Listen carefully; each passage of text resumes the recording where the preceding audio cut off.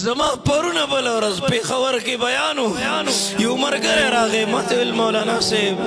هلکان په کرکټ کې په میچ باندې وران شو که نه یو بل پسې تمانچې راوباسلې درې نوجوانان یې ویشتل لاړه مړه شو د یو اودسونو په لوټه باندې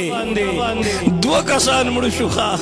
او بله ورځ د کیکر په یو ونه باندې جګړه وه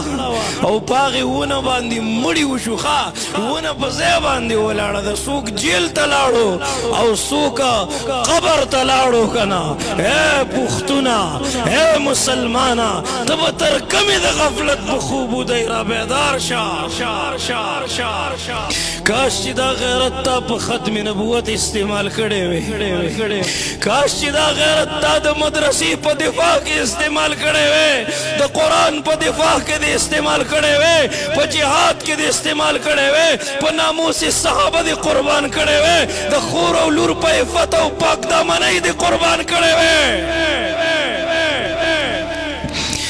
مور داسې وه بچی په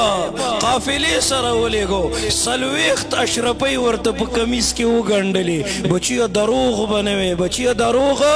به نه وې د الله نبي وی مسلمان هر قسمه ګناه کولی شي خو مسلمان دروغجن نشي کېدی قافلې حمله وکړه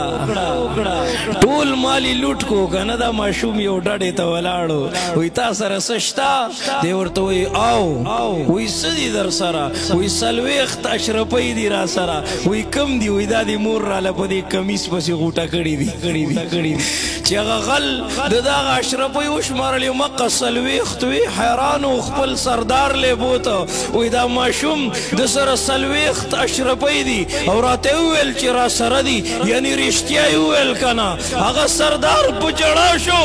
وی منګه د خپل رب مخالفت کو لګیا یو موږ غلا کو حرام مال خورو لګیا یو او دا وړوکی ماشوم دومره د مور تابعدار دی بچیا که تا دروغ ویلي وی تا به د خپلې روپۍ بچ کړې وې که نه هغه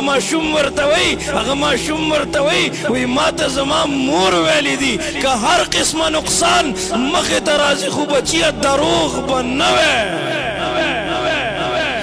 د خپلې مور خبره مني او موږ د خپل الله خبره نه منو لوټ شوی مال یې ټول قافلې ته واپس کو تاسو ته پته ده فقهاو لیکلي دي په دغې غلو کې الله د وخت محدثین او فقها پیدا کړل